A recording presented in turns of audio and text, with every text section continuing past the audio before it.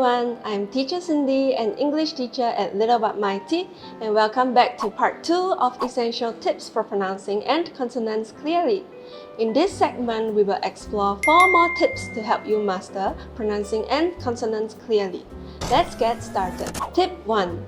Using visual cues for pronunciation. Sometimes seeing how consonants are formed can help you pronounce them better. Take, for example, the sounds p and b. Both of these sounds use your lips, but p is voiceless and b is voiced. Watch yourself in the mirror as you pronounce these sounds. Place 3 fingers on your throat and say the p and b sound. If you feel a vibration, it is voiced. If not, it's voiceless. Next, say pet and bat. And notice the difference in how your lips move and how your vocal cords vibrate. Visualizing these mouth movements makes it easier to be conscious of how you form sounds, especially for difficult consonants at the end of words. Now, let's move on to tip 2, using tongue twisters. Tongue twisters are a fun and challenging way to practice end consonants. They can help you improve your control and clarity. Here is a classic example of a tongue twister you can try.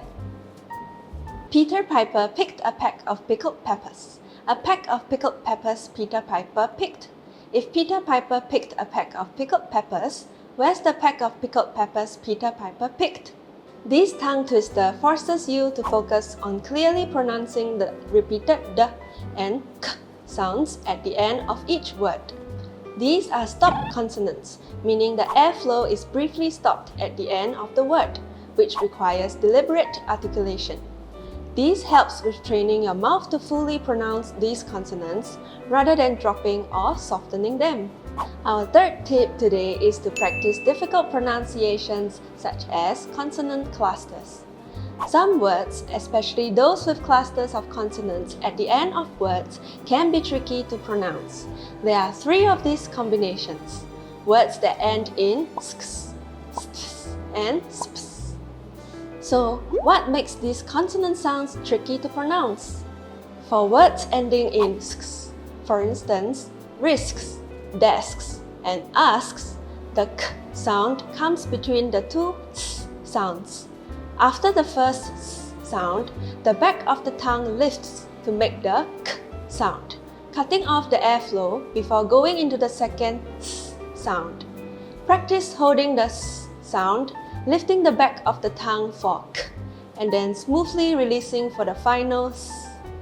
For words ending in sts, for example, tourists, tests, and dusts, there is a stopped consonant t between the 2 s sounds. After the first s sound, we briefly stop the airflow, which makes the t sound, and go directly into the second s sound. It is a rather quick action, so it can be hard to hear or notice at first. However, with consistent practice, you will get used to it.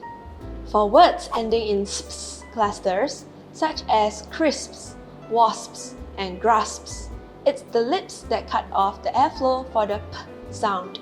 The tongue stays in place for the s sounds, and the lips close for the p sound, cutting off the airflow. When you release the lips, the tongue is already in place for the final s. Try it slowly. Sp, and repeat until it feels natural.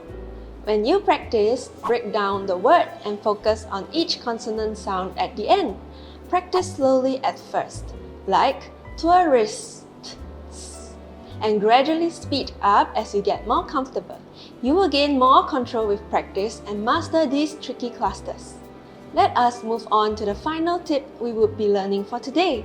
Tip 4. Practicing common words and phrases. In casual speech, many speakers often drop end consonants, but during an examination, it is important to fully pronounce them.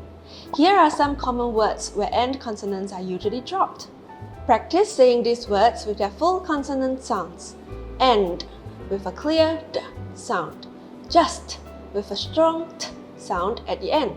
Sick with a k sound at the end.